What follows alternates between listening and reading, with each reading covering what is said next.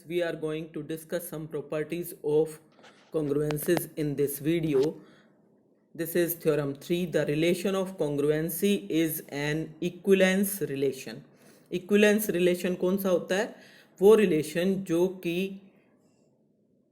आपके पास कौन कौन सी प्रॉपर्टी होनी चाहिए उसके लिए reflexive, symmetric and transitive. Reflexive का मतलब ए शुड बी रिलेटेड टू ए. तो यहाँ पे हमें क्या प्रूव करना है रिफ्लेक्सिव के लिए? A is congruent to A modulo M. Means every integer is congruent to itself. ये आपको प्रूव करना है फर्स्ट प्रॉपर्टी में. तो उसको प्रूव करने के लिए और सेकेंडली आपको क्या प्रूव करना है, चलो उसी टाइम देखेंगे. पहले फर्स्ट प्रूव कर लेते हैं. By definition of congruence, a is congruent to B modulo m if m divides a minus B.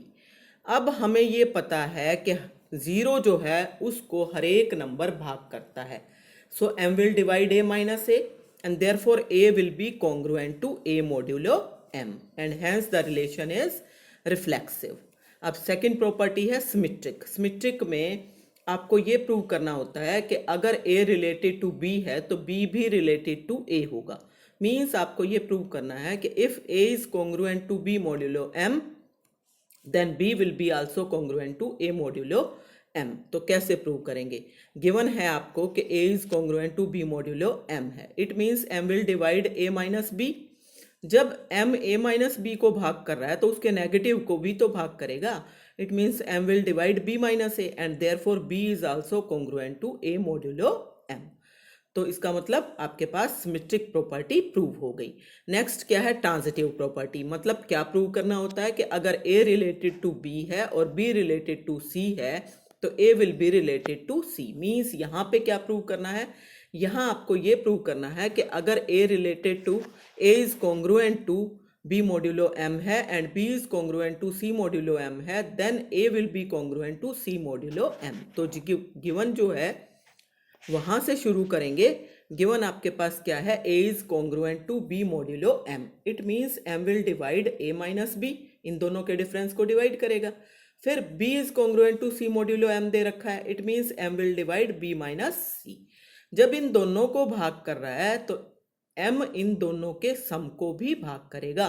Means m will divide a minus B plus b minus c. b cut जाएगा तो a minus c बचेगा तो m will divide a minus c and so a is congruent to c modulo m.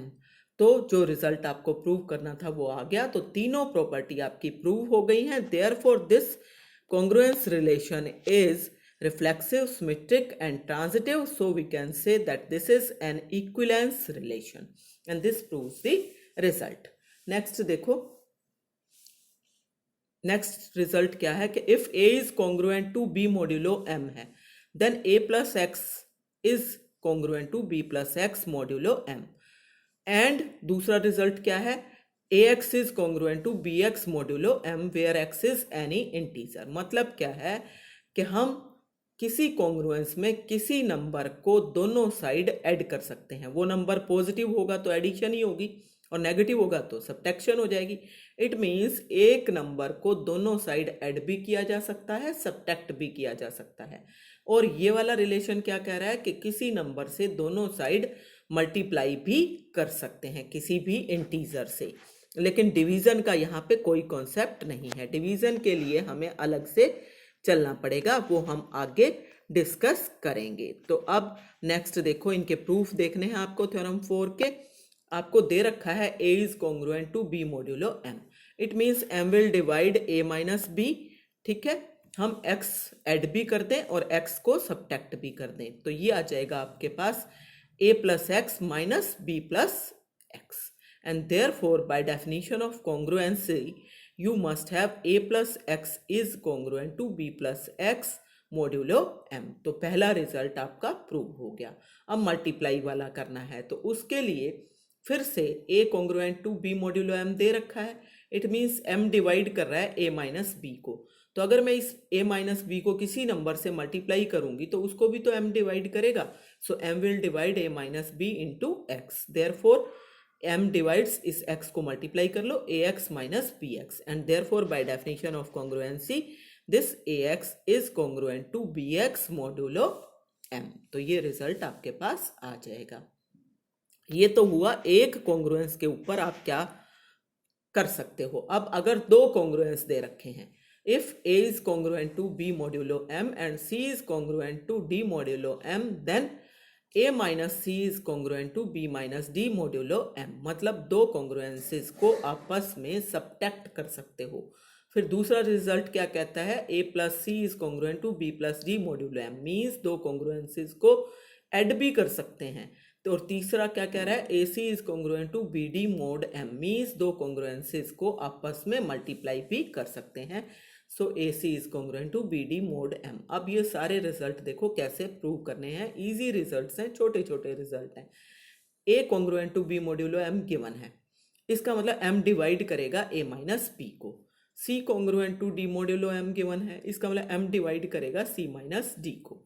अब जब m a minus B को divide कर रहा है तो a माइनस बी की वैल्यू m टाइम्स सम k1 आ गई, और इसी तरह से c माइनस डी को भाग कर रहा है m, तो c माइनस डी की वैल्यू क्या आ गई, m टाइम्स सम k2, जहाँ पे k1 और k2 क्या है, कोई भी इंटीजर्स है। अब आपको जब पहला वाला रिजल्ट निकालना है तो आप कैसे निकालोगे इस पहले वाले रिजल्ट को। उसको निकालने के लिए आप यहाँ से इसका और इसका डिफरेंस निकालोगे, ठीक है ना। मीन्स मेरे को क्या निकालना है,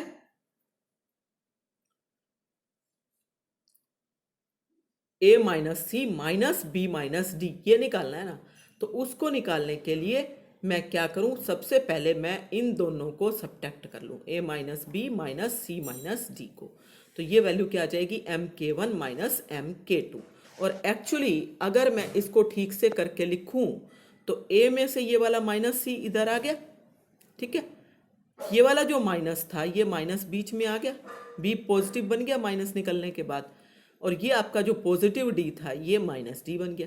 तो ये इसको रीराइट करूं तो यही तो बन रहा है, a minus C minus B minus d, और वो आपका क्या आ चुका है, m इंटू के, जहाँ पे k की वैल्यू क्या है, k1 माइनस k2।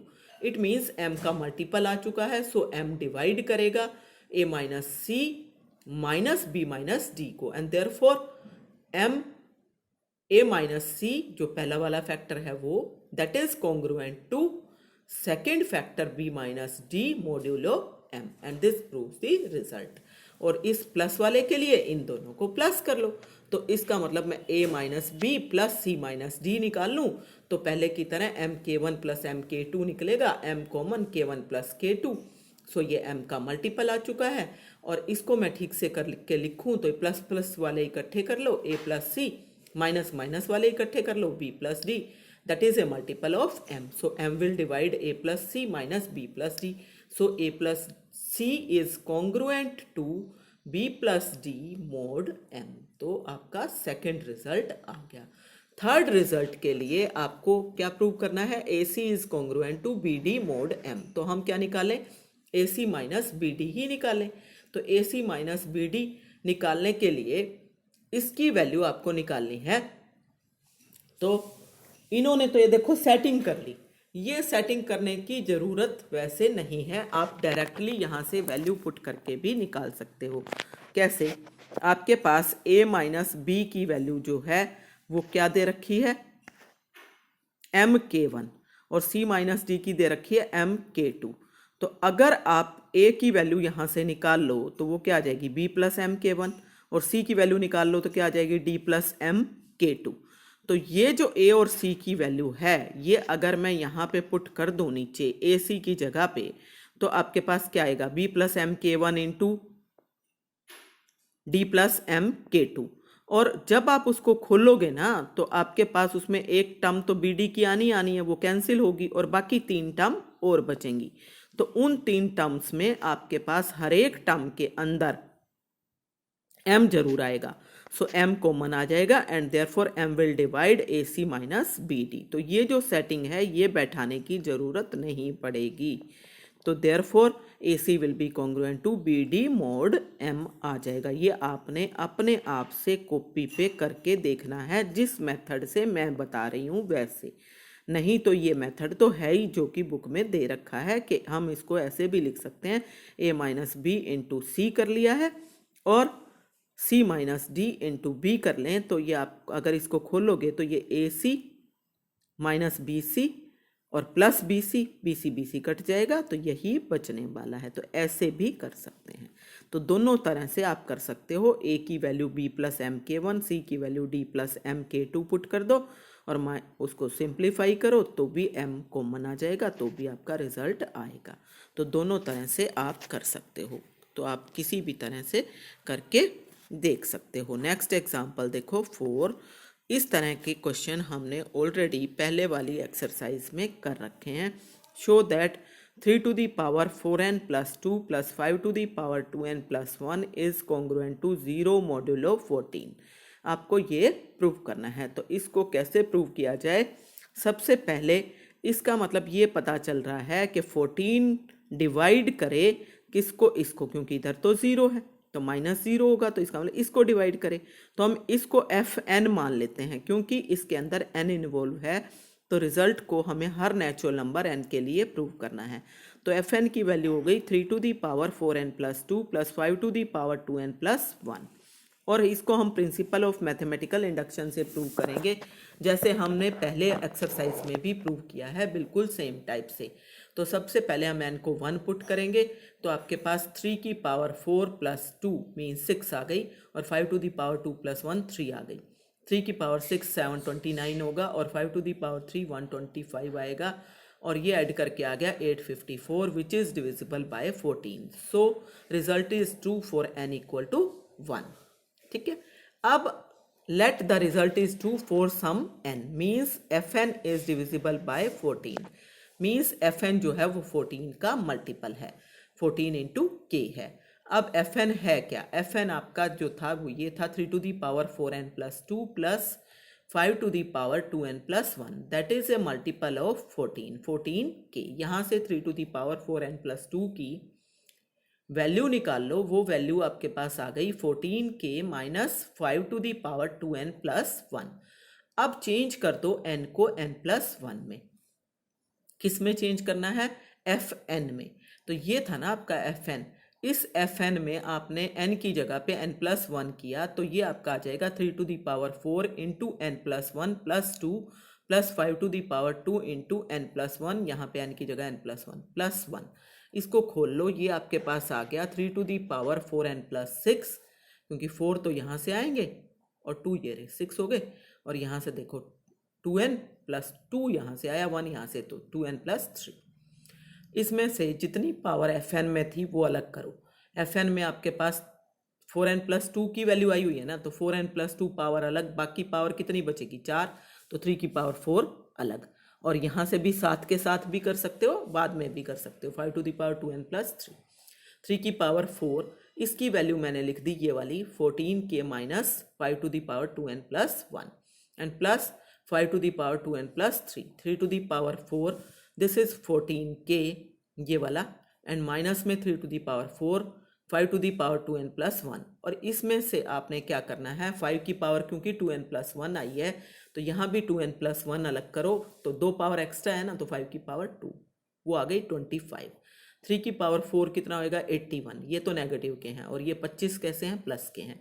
तो इसका मतलब अगर मैं यहाँ से ये तो एज इट इज़ रखा मैंने शुरू वाला, 3 की पावर 4 की वैल्यू 81 लिख दी, माइनस में 5 की पावर 2n प्लस 1 कॉमन लिया तो ये आया माइनस 81 और ये आ गया 25 माइनस का, तो ये माइनस करके आपका आएगा 56। तो 14 तो कॉमन आ रहा है ना, तो 14 को कॉमन ले लो, आपके पास क्या आ जाएगा 81 के minus 4 into 5 2 to the power n 2n plus 1। इसका मतलब जब 14 कॉमन आ गया तो एफ एन प्लस 1 डिवाइड होता है 14 से whenever F N is divisible by 14, और 1 के लिए ऑलरेडी ट्रू है। Therefore by principle of mathematical induction F N is divisible by 14 for all natural numbers N and therefore 14 divides F N minus 0 and so F N is congruent to 0 mod 14। तो ये आपके पास result आ जाता है।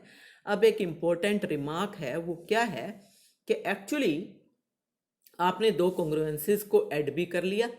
दो कॉन्ग्रुएंसेस में एक जो congruence आपके पास गिवन था उसमें आपने किसी नंबर से उसको मल्टीप्लाई भी कर लिया, कोई नंबर ऐड भी कर लिया, कोई नंबर सब्ट्रैक्ट भी कर लिया, लेकिन डिवीज़न के बारे में क्या? एक्चुअली हम इन जनरल जो हैं, अगर आपके पास a congruent to b mod m है, then always it is true that ax is congruent to bx mod m, but it is not always possible to cancel a common factor from the congruence. मतलब ये नहीं है कि कोई common factor को हम दोनों साइड कॉन्ग्रुएंस में कैंसिल कर सकते हैं हमेशा।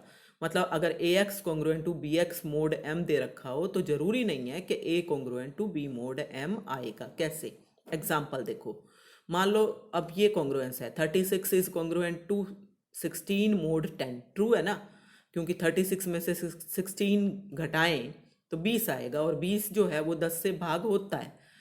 लेकिन अगर इसमें कॉमन फैक्टर 36 और 16 में देखूं तो 4 है। अगर मैं 4 को दोनों साइड कैंसिल कर दूं तो आपके पास क्या आएगा, 9 इज कॉन्ग्रुएंट टू 4 मोड 10।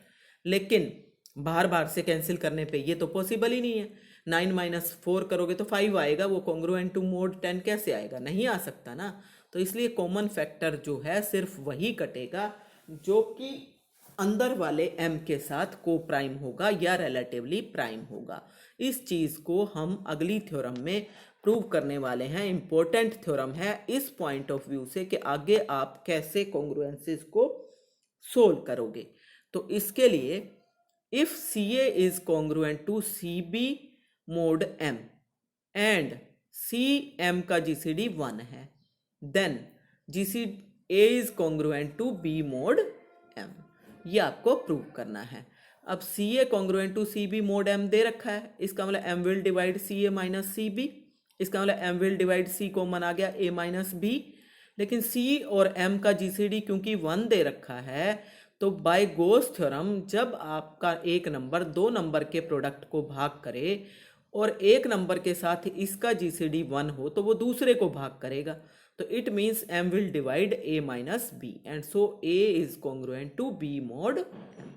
तो अगर GCD 1 हो कॉमन फैक्टर का और इस M का, तो आप उसको बाहर बाहर से कैंसिल कर सकते हो, नहीं तो नहीं कर सकते। अब अगर मान लो GCD 1 ना हो तब क्या करेंगे, तब क्या कैंसिल होगा?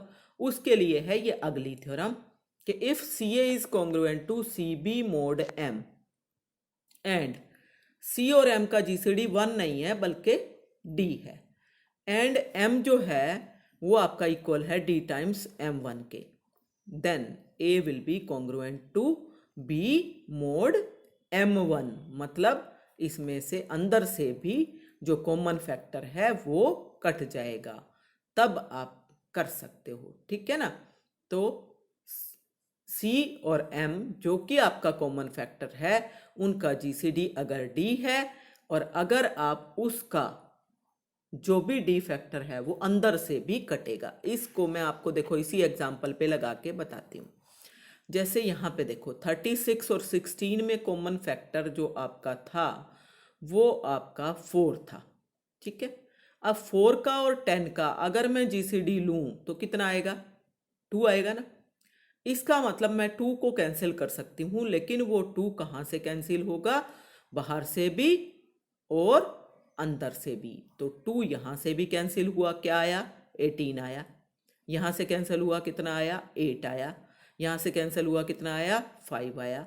तो 18 इज कॉन्ग्रुएंट टू 8 mod 5। ये तो ट्रू है क्योंकि 18 में से 8 गया, 10 बचा और वो 5 से भाग होता है, तो कोई गड़बड़ी नहीं होगी। मतलब हम अगर GCD को खाली कैंसिल करेंगे, अंदर से भी कैंसिल करेंगे, बाहर बाहर से नहीं, तो फिर कॉन्ग्रुएंस रिलेशन सही आएगा। And also prove the converse, मतलब इस रिजल्ट का कन्वर्स भी ट्रू है।